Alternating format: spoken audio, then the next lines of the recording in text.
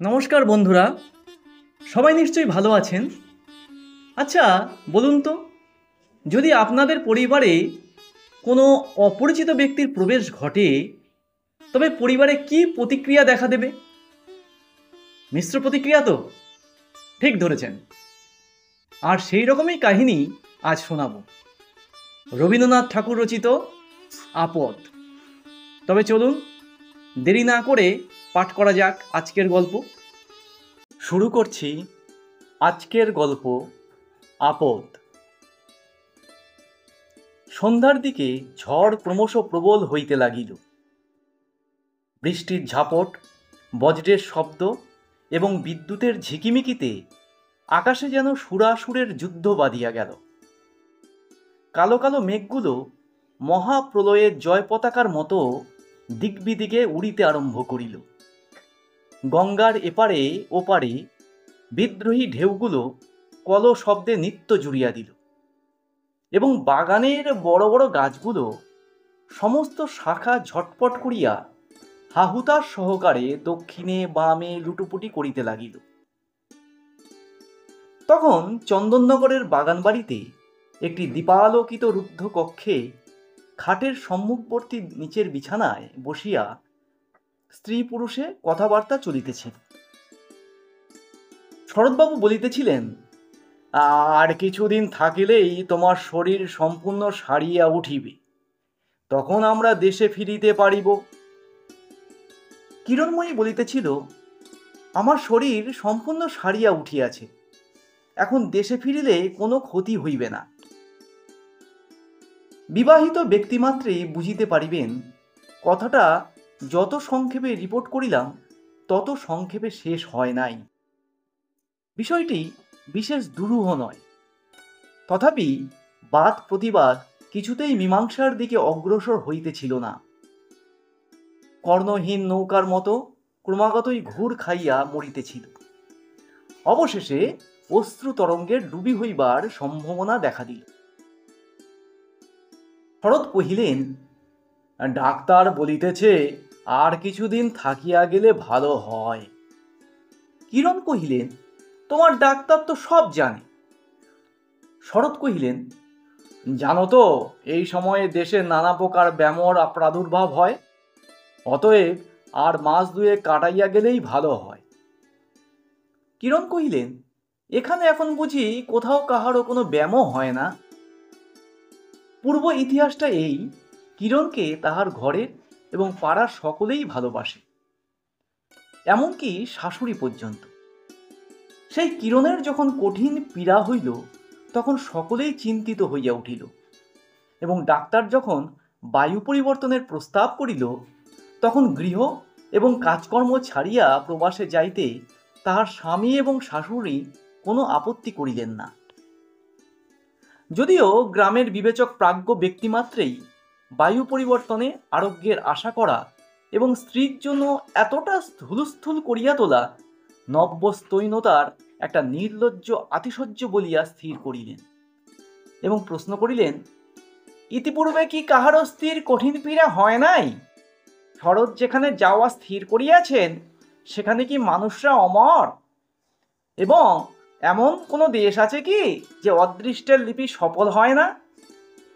তথাপি শরৎ এবং তাহার মা সে সকল কথায় কর্ণপাত করিলেন না।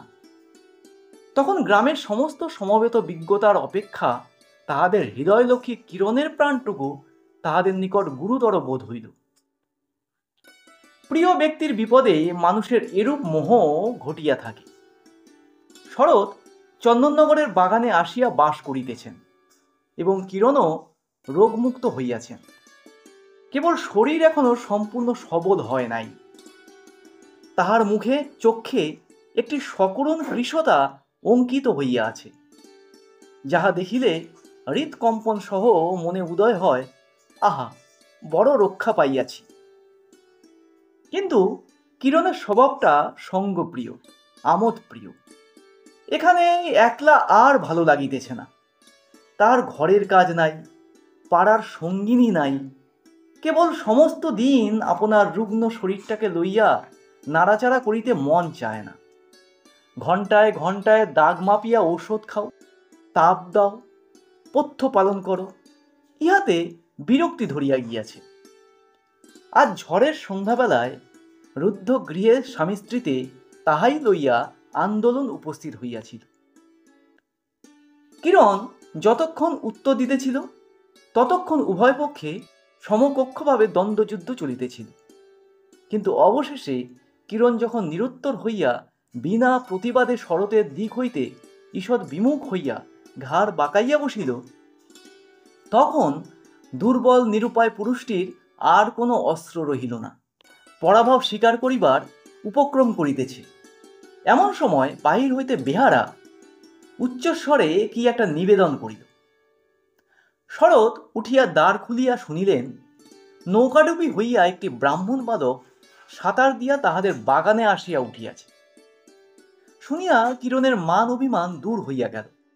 তৎক্ষণাৎ আলনা হইতে শুষ্ক বস্ত্র বাহির করিয়া দিলেন এবং শীঘ্র এক বাটি দুধ গরম করিয়া ব্রাহ্মণের ছেলেকে অন্তঃপুরে ডাকাইয়া পাঠাইলেন। ছেলেটির লম্বা চুল, বড় বড় চোখ, গোফের রেখা এখনো ওঠে নাই। কিরণ তাহাকে নিজে থাকিয়া ভোজন করাইয়া তাহার পরিচয় জিজ্ঞাসা করিলেন। শুনিলেন সে যাত্রার দলের ছোকরা, তাহার নাম নীলকান্ত। তাহারা নিকটবর্তী সিংহবাবুদের বাড়ি যাত্রার জন্য আহত হইয়াছিল। ইতিমধ্যে নৌকাডুবি হইয়া তাহাদের দলের লোকের কি গতি হইল কে জানে। সে ভালো সাঁতার জানিত, কোনো মতে প্রাণ রক্ষা করিয়াছে।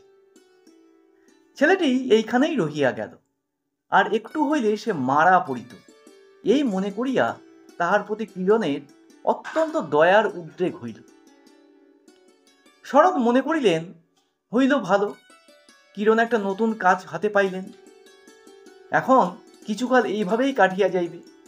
ব্রাহ্মণ বালকের কল্যাণে পুণ্য সঞ্চয়ের প্রত্যাশায় শাশুড়িরও প্রসন্নতা লাভ করিলেন এবং অধিকারী মহাশয় ও যমরাজের হাত হইতে সহসা এই ধনী পরিবারের হাতে বদলি হইয়া নীলকান্ত বিশেষ আরাম বোধ করিল।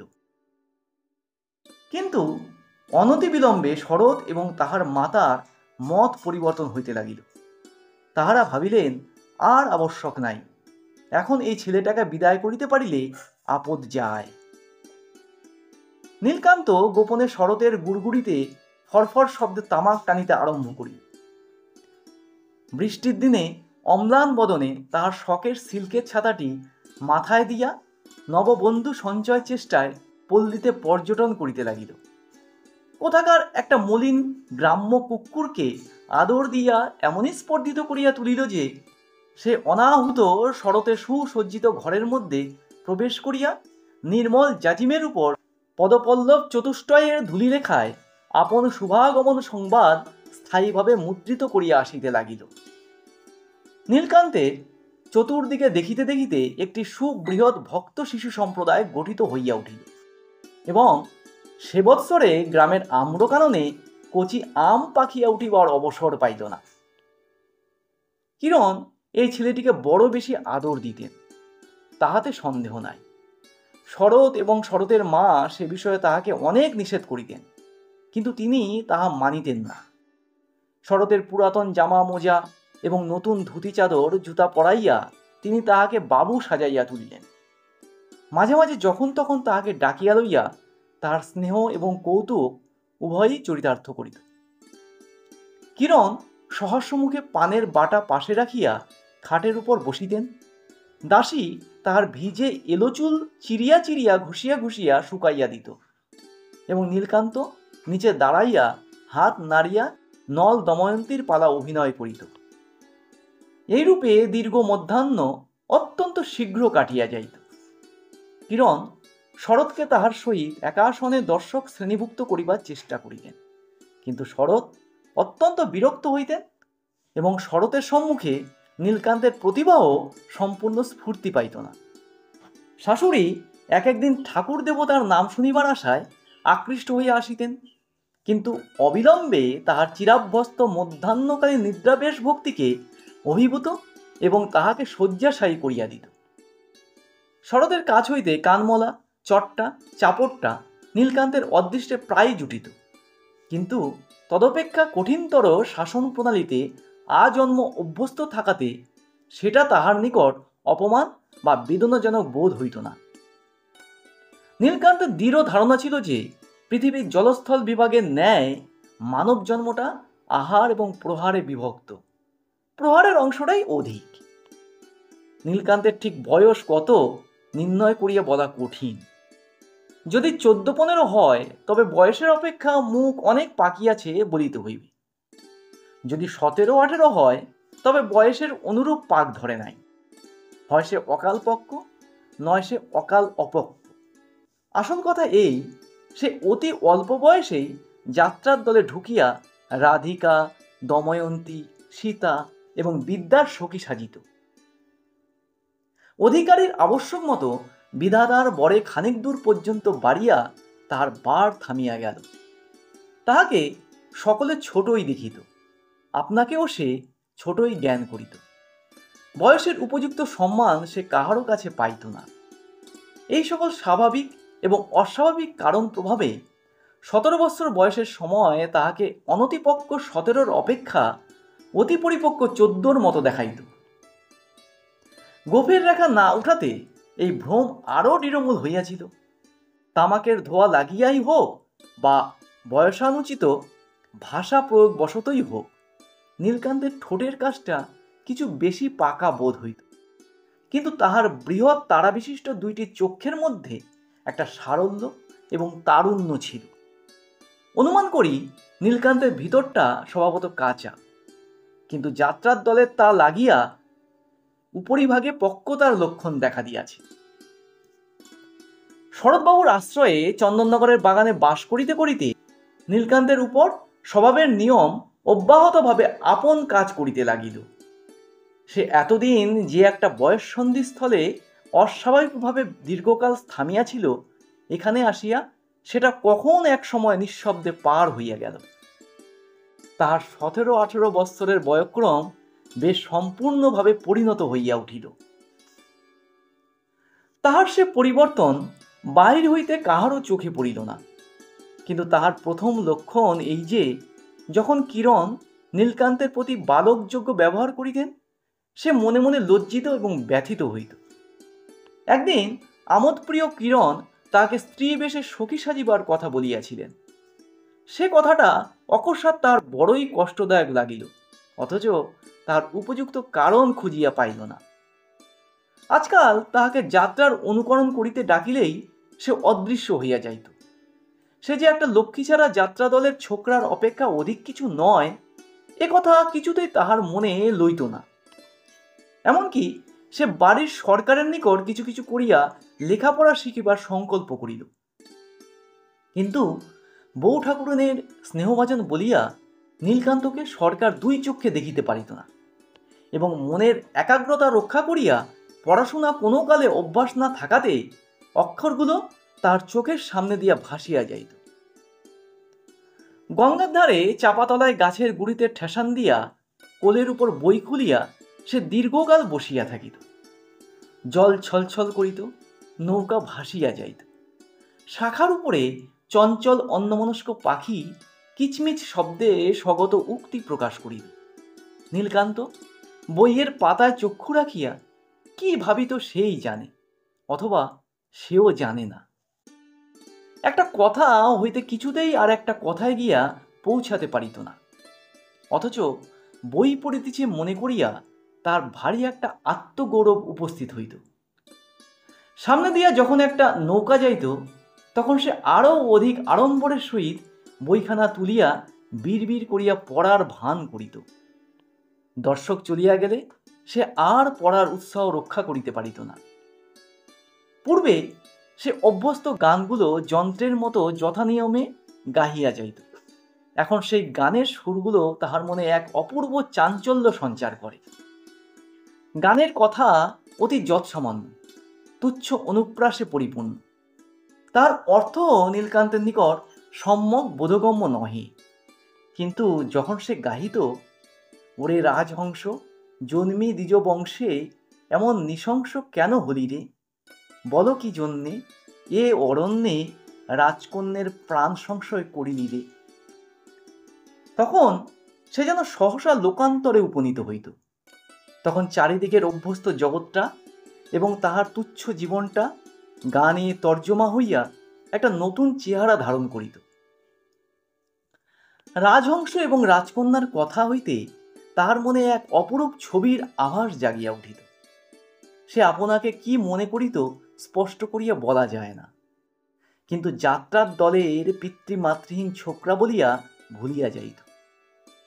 নিতান্ত অকিঞ্চনের ঘরের হতভাগ্য মলিন শিশু যখন সন্ধ্যা শয্যায় শুইয়া রাজপুত্র রাজকন্যা এবং 7 রাজার ধন মানিকের কথা শোনে, তখন সেই ক্ষীণ দীপালোকিত জীর্ণ গৃহকোণের অন্ধকারে তাহার মনটা সমস্ত দারিদ্র ও হীনতার বন্ধন হইতে মুক্ত হইয়া এক সর্বসম্ভব রূপকতার রাজ্যে একটা নতুন রূপ, উজ্জ্বল বেশ এবং অপ্রতিহত ক্ষমতা ধারণ করে।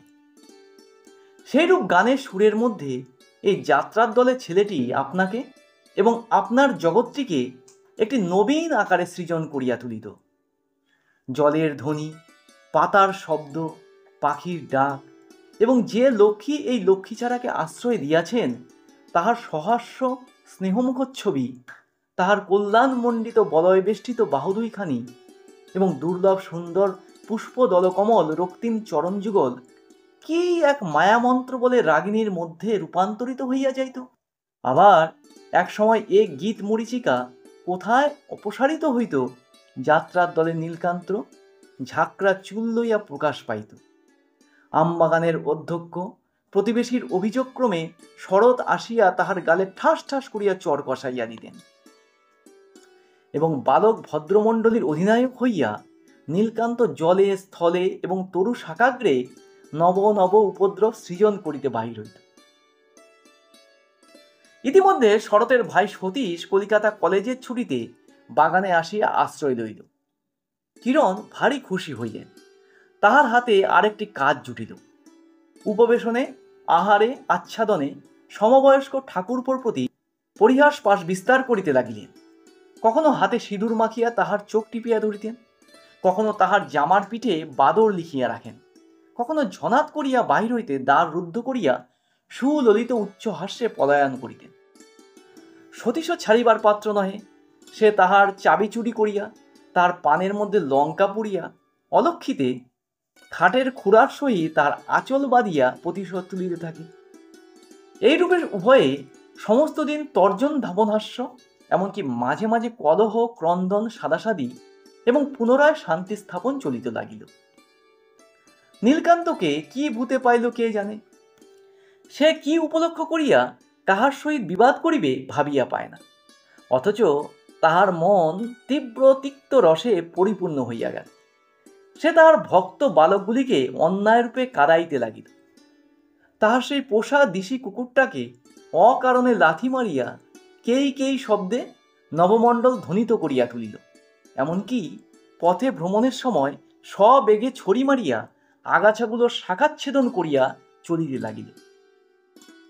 যাহারা ভালো খাইতে পারে তাহাদিগকে সম্মুখে বসিয়া খাওয়াইতে কিরণ অত্যন্ত ভালোবাসেন। ভালো খাইবের ক্ষমতাটা নীলকান্তের ছিল। সুখাদ্য দ্রব্য পুনঃ পুনঃ খাইবার অনুরোধ তাহার নিকট কদাচ ব্যর্থ হইত না।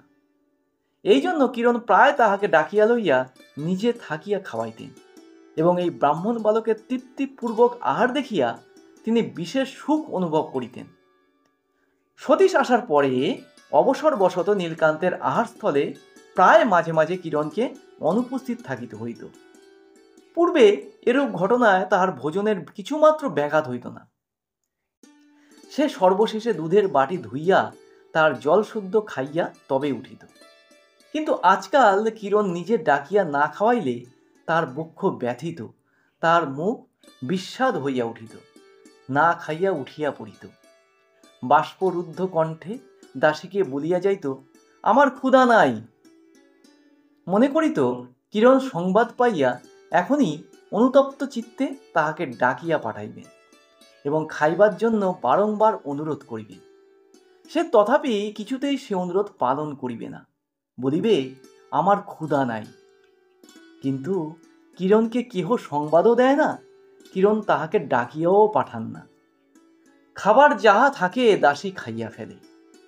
সে তখন আপন শয়নগৃহের প্রদীপ নিবাইয়া দিয়া অন্ধকার বিছানার উপর পড়িয়া ফুলিয়া ফুলিয়া ফাঁপিয়া ফাঁপিয়া মুখের উপর সবলে বালিশ চাপিয়া ধরিয়া কাঁদিতে থাকে।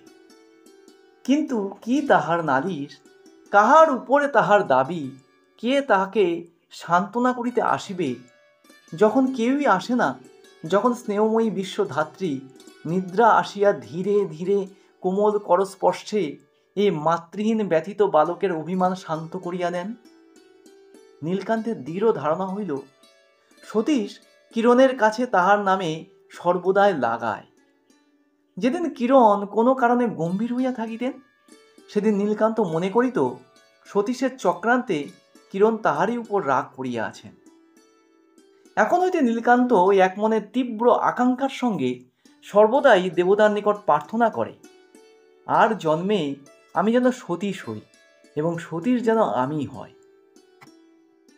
সে জানিত ব্রাহ্মণের একান্ত মনের অভিশাপ কখনো নিষ্ফল হয় না। এই জন্য সে মনে মনে সতীশকে ব্রহ্মতে যে দগ্ধ করিতে গিয়া নিজে দগ্ধ হইতে থাকিত এবং উপরের তলা হইতে সতীশ ও তাহার বউ ঠাকুরানীর উচ্ছ্বসিত উচ্চ হাস্যমিশ্রিত পরিহাস কলরব শুনিতে পাইত। নীলকান্ত স্পষ্টত সতীশের কোনরূপ শত্রুতা করিতে সাহস করিত না, কিন্তু সুযোগ মতো তাহার ছোটখাটো অসুবিধা ঘটাইয়া প্রীতি লাভ করিত। ঘাটের সোপানে সাবান রাখিয়া সতীশ যখন গঙ্গায় নামিয়া ডুব দিতে আরম্ভ করিত, তখন নীলকান্ত ফস করিয়া আসিয়া সাবান চুরি করিয়া লইত। সতীশ যথাকালে সাবানের সন্ধানে আসিয়া দেখিত সাবান নাই। একদিন নাহিতে নাহিতে হঠাৎ দেখিল তার বিশেষ শখের চিকনের কাজ করা জামাটি গঙ্গার জলে ভাসিয়া যাইতেছে। ভাবিল হাওয়ায় উড়িয়া গেছে, কিন্তু হাওয়াটা কোন দিক হইতে বহিল তাহা কেহ জানে না। একদিন সতীশকে আমোদ দিবার জন্য কিরণ নীলকান্তকে ডাকিয়া তাহাকে যাত্রার গান গাহিতে বলিলেন। নীলকান্ত নিরুত্তর হইয়া রহিল। কিরণ বিস্মিত হইয়া জিজ্ঞাসা করিলেন, তোর আবার কি হলো রে? নীলকান্ত তাহার জবাব দিল না। কিরণ পুনশ্চ বলিলেন, সেই গানটা গা না। সে আমি ভুলে গেছি বলিয়া নীলকান্ত চলিয়া গেল। অবশেষে কিরণের দেশে ফিরিবার সময় হইল। সকলেই প্রস্তুত হইতে লাগিল। সতীশও সঙ্গে যাইবে, কিন্তু নীলকান্তকে কেহ কোনো কথাই বলে না। সে সঙ্গে যাইবে কি থাকিবে সে প্রশ্নমাত্র কাহারও মনে উদয় হয় না। কিরণ নীলকান্তকে সঙ্গে লইবার প্রস্তাব করিলেন। তাহাতে শাশুড়ি, স্বামী এবং দেবর সকলেই এক বাক্যে আপত্তি করিয়া উঠিলেন। কিরণও তাহার সংকল্প ত্যাগ করিলেন।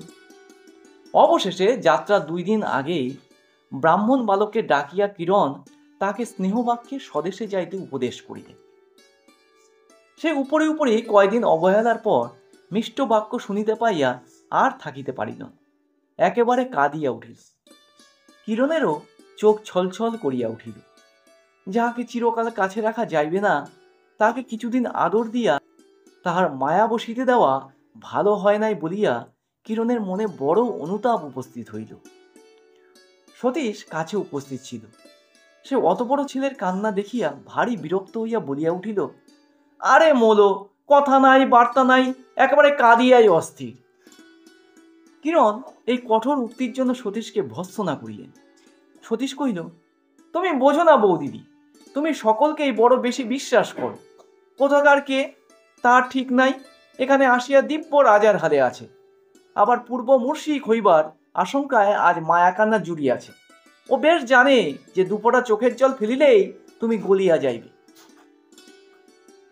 নীলকান্ত তাড়াতাড়ি চলিয়া গেল, কিন্তু তাহার মনটা সতীশের কাল্পনিক মূর্তিকে ছুরি হইয়া কাটিতে লাগিল, ছুঁচ হইয়া বিধিতে লাগিল, আগুন হইয়া জ্বালাইতে লাগিল। কিন্তু প্রকৃত সতীশের গায়ে একটি চিহ্ন মাত্র বসিল না, কেবল তাহারই মর্মস্থল হইতে রক্তপাত হইতে লাগিল। কলিকাতা হইতে সতীশ একটি শৌখিন দোয়াত দান কিনিয়া আনিয়াছিল। তাহাতে 2 পাশে 2 ঝিনুকের নৌকার উপর দোয়াত বসানো এবং মাঝে একটা জর্মন রৌপ্যের হাঁস উন্মুক্ত চঞ্চুপুটে কলম লইয়া পাখা মেলিয়া বসিয়া আছে। সেটির প্রতি সতীশের অত্যন্ত যত্ন ছিল। প্রায় সে মাঝে মাঝে সিল্কের রুমাল দিয়া অতি সযত্নে সেটি ঝাড়পোছ করিত। কিরণ প্রায়ই পরিহাস করিয়া সেই রৌপ্য হংসের চঞ্চু অগ্রভাগে অঙ্গুলির আঘাত করিতে বলিতেন, ওরে রাজহংস, জন্মি দ্বিজবংশে এমন নৃশংস কেন হলি রে? এবং ইহাই উপলক্ষ করিয়া দেবরে তাহাতে হাস্য কৌতুকে বাগযুদ্ধ চলিত। স্বদেশ যাত্রার আগের দিন সকালবেলায় সে জিনিসটা খুঁজিয়া পাওয়া গেল না। কিরণ হাসিয়া কহিলেন, ঠাকুরপো, তোমার রাজহংস তোমার দময়ন্তীর অন্বেষণে উড়িয়াছে। কিন্তু সতীশ অগ্নিশর্মা হইয়া উঠিল। নীলকান্তই যে সেটা চুরি করিয়াছে সে বিষয়ে তার সন্দেহ মাত্র রহিল না। গতকল্য সন্ধ্যার সময় তাহাকে সতীশের ঘরের কাছে ঘুরঘুর করিতে দেখিয়াছে, এমন সাক্ষীও পাওয়া গেল। সতীশের সম্মুখে অপরাধী আনিত হইল। সেখানে কিরণও উপস্থিত ছিলেন। সতীশ একেবারেই তাহাকে বলিয়া উঠিলেন, তুই আমার দোয়াত চুরি করে কোথায় রেখেছিস, এনে দে। নীলকান্ত নানা অপরাধে এবং বিনা অপরাধেও শরতের কাছে অনেক মার খাইয়াছে এবং বারবার প্রফুল্ল চিত্তে তাহা বহন করিয়াছে। কিন্তু কিরণের সম্মুখে যখন তার নামে দোয়াত চুরির অপবাদ আসিল, তখন তাহার বড় বড় দুই চোখ আগুনের মতো জ্বলিতে লাগিল। তার বুকের কাছটা ফুলিয়া কণ্ঠের কাছে ঠেলিয়া উঠিল। সতীশ আর একটা কথা বলিলেই সে তার দুই হাতের 10 নখ লইয়া ক্রুদ্ধ বিড়াল শাবকের মতো সতীশের উপর গিয়া পড়িত। তখন কিরণ তাকে পাশের ঘরে ডাকিয়া লইয়া মৃদু মিষ্টস্বরে বলিলেন, নীলু, যদি সেই দোয়াতটা নিয়ে থাকিস আমাকে আস্তে আস্তে দিয়ে যা, তোকে কেউ কিছু বলবে না। তখন নীলকান্তের চোখ ফাটিয়া টস টস করিয়া জল পড়িতে লাগিল। অবশেষে সে মুখ ঢাকিয়া কাঁদিতে লাগিল। কিরণ বাহিরে আসিয়া বলিলেন, নীলকান্ত কখনোই চুরি করেনি। শরৎ এবং সতীশ উভয়েই বলিতে লাগিলেন, নিশ্চয়ই নীলকান্ত ছাড়া আর কেহই চুরি করেনি। কিরণ সবলে বলিলেন, কখনোই না। শরৎ নীলকান্তকে ডাকিয়া সওয়াল করিতে ইচ্ছা করিলেন। কিরণ বলিলেন, না, উহাকে এই চুরি সম্বন্ধে কোনো কথা জিজ্ঞাসা করিতে পারিবে না। সতীশ কহিলেন, উহার ঘর এবং বাক্স খুঁজিয়া দেখা উচিত। কিরণ বলিলেন, তাহা যদি করো তাহা হইলে তোমার সঙ্গে আমার জন্মসদ আড়ি হইবে। নির্দোষীর প্রতি কোনরূপ সন্দেহ প্রকাশ করিতে পাইবে না। বলিতে বলিতে তাহার চোখের পাতা 2 ফোঁটা জলে ভিজিয়া উঠিল। তাহার পর সেই দুটি করুণ চক্ষুর অশ্রু জলের দোহাই মানিয়া নীলকান্তের প্রতি আর কোনরূপ হস্তক্ষেপ করা হইল না। নিরীহ আশ্রিত বালকের প্রতি এরূপ অত্যাচারে কিরণের মনে অত্যন্ত দয়ার সঞ্চার হইল। তিনি ভালো 2 জোড়া ফরাসডাঙ্গা ধুতি চাদর, 2টি জামা, 1 জোড়া নতুন জুতা এবং একটি 10 টাকার নোট লইয়া সন্ধ্যাবেলায় নীলকান্তের ঘরের মধ্যে প্রবেশ করিলেন। তার ইচ্ছা ছিল নীলকান্তকে না বলিয়া সেই স্নেহ উপহারগুলি আস্তে আস্তে তাহার বাক্সের মধ্যে রাখিয়া আসিবেন। টিনের বাক্সটিও তাহার দত্ত। আঁচল হইতে চাবির গোছা লইয়া নিঃশব্দে সেই বাক্স খুলিলেন, কিন্তু তাহার উপহারগুলি ধরাইতে পারিলেন না। বাক্সের মধ্যে লাটাই, কঞ্চি, কাঁচা আম কাটিবার জন্য ঘষা ঝিনুক, ভাঙা গ্লাসের তলা প্রভৃতি নানা জাতীয় পদার্থ স্তূপাকারে রক্ষিত। কিরণ ভাবিলেন বাক্সটি ভালো করিয়া গুছাইয়া তাহার মধ্যে সকল জিনিস ধরাইতে পারিবে। সেই উদ্দেশ্যে বাক্সটি খালি করিতে লাগিলেন। প্রথমে লাটাই, লাঠিম, ছুরি, ছড়ি প্রভৃতি বাহির হইতে লাগিল। তাহার পরে খান কয়েক ময়লা এবং কাঁচা কাপড় বাহির হইল। তাহার পরে সকলের নিচে হঠাৎ সতীশের সেই বহু যত্নের রাজহংস শোভিত দোয়াত দানটি বাহির হইয়া আসিল। কিরণ আশ্চর্য হইয়া আরক্তিম মুখে অনেকক্ষণ সেটি হাতে করিয়া লইয়া ভাবিতে লাগিলেন। ইতিমধ্যে কখন নীলকান্ত পশ্চাৎ হইতে ঘরে প্রবেশ করিল তিনি তাহা জানিতেও পারিলেন না। নীলকান্ত সমস্তই দেখিল, মনে করিল কিরণ স্বয়ং চোরের মতো তাহার চুরি ধরিতে আসিয়াছেন এবং তাহার চুরিও ধরা পড়িয়াছে। সে যে সামান্য চোরের মতো লোভে পড়িয়া চুরি করে নাই, সে যে কেবল প্রতিহিংসা সাধনের জন্য এ কাজ করিয়াছে, সে যে ওই জিনিসটা গঙ্গার জলে ফেলিয়া দিবে বলিয়াই ঠিক করিয়াছিল, কেবল এক মুহূর্তের দুর্বলতা বশত ফেলিয়া না দিয়া নিজের বাক্সের মধ্যে পুরিয়াছে, সে সকল কথা সে কেমন করিয়া বুঝাইবে? সে চোর নয়, সে চোর নয়। তবে সে কি? কেমন করিয়া বলিবে সে কি? সে চুরি করিয়াছে, কিন্তু সে চোর নহে। কিরণ যে তাহাকে চোর বলিয়া সন্দেহ করিয়াছেন, এ নিষ্ঠুর অন্যায় সে কিছুতেই বুঝাইতেও পারিবে না, বহন করিতেও পারিবে না। কিরণ একটি দীর্ঘ নিঃশ্বাস ফেলিয়া সেই দোয়াতদানটা বাক্সর ভিতরে রাখিলেন। চোরের মতো তাহার উপর ময়লা কাপড় চাপা দিলেন। তাহার উপরে বালকের লাটাই, লাঠি, লাটিম, ঝিনুক, কাচের টুকরা প্রভৃতি সমস্তই রাখিলেন এবং সর্বোপরি তাহার উপহারগুলি ও 10 টাকার নোটটি সাজাইয়া রাখিলেন। কিন্তু পরের দিন সেই ব্রাহ্মণ বালকের কোনো উদ্দেশ পাওয়া গেল না। গ্রামের লোকেরা বলিল তাহাকে দেখে নাই, পুলিশ বলিল তাহার সন্ধান পাওয়া যাইতেছে না। তখন শরৎ বলিলেন, এইবার নীলকান্তের বাক্সটা পরীক্ষা করিয়া দেখা যাক। কিরণ জেদ করিয়া বলিলেন, সে কিছুতেই হইবে না বলিয়া বাক্সটি আপন ঘরে আনাইয়া দোয়াতটি বাহির করিয়া গোপনে গঙ্গার জলে ফেলিয়া আসিলেন। শরৎ সপরিবারে দেশে চলিয়া গেলেন। বাগান একদিনে শূন্য হইয়া গেল।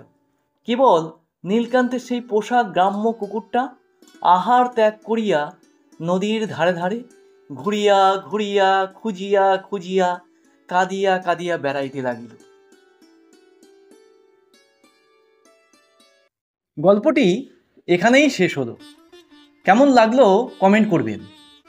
চ্যানেলটি অবশ্যই লাইক, শেয়ার এবং সাবস্ক্রাইব করে পাশের বেল আইকনটি প্রেস করে রাখবেন, যাতে এই রকমই নিত্য নতুন গল্প আপনাদের কাছে সহজেই পৌঁছে দিতে পারি। তবে আজ এই পর্যন্তই। নমস্কার।